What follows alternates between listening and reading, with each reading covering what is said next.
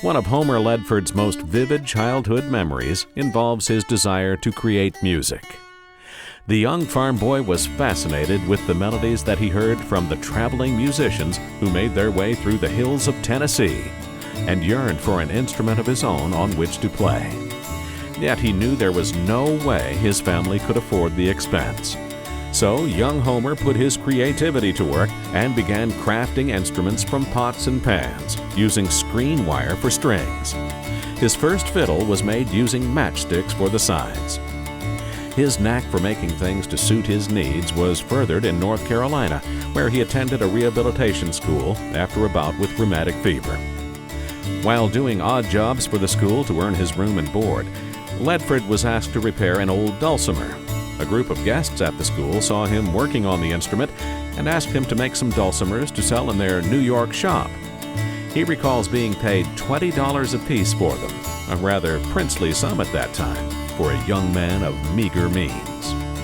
From those humble beginnings, Ledford has since made and sold nearly 6,000 dulcimers, as well as many other stringed musical instruments, including one called the dulcitar, an instrument he invented and patented that is a cross between an Appalachian dulcimer and a guitar.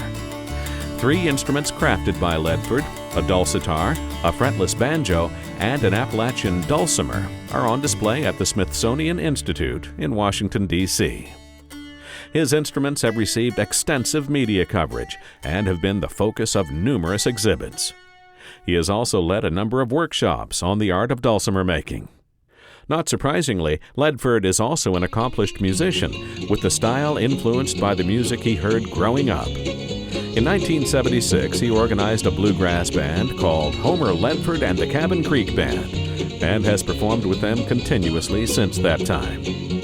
The 5-person band has garnered international acclaim, playing in countries from Ecuador to Ireland, as well as at home on U.S. soil, where they have shared the stage with the likes of bluegrass greats Bill Monroe, Ricky Skaggs, and Alison Krauss. In addition to studio recordings, the band's concerts have also been presented on KET and before numerous governors.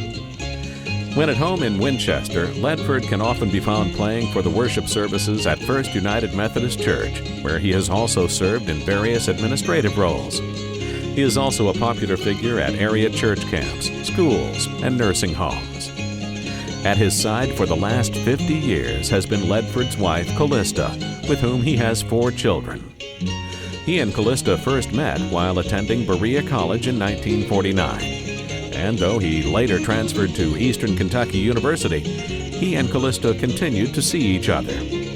They were married at Danforth Chapel on the campus of Berea College in December 1952. After graduating from Eastern with a degree in industrial arts, Ledford taught for a number of years in the Jefferson and Clark County school systems. In 1963, however, he made the decision to pursue a full-time career dedicated to making and repairing instruments.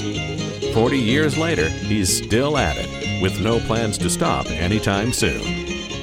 "I'm 76 years old now," says Ledford, "and I hope to keep on working just as long as God gives me strength and ability. Music is the universal language.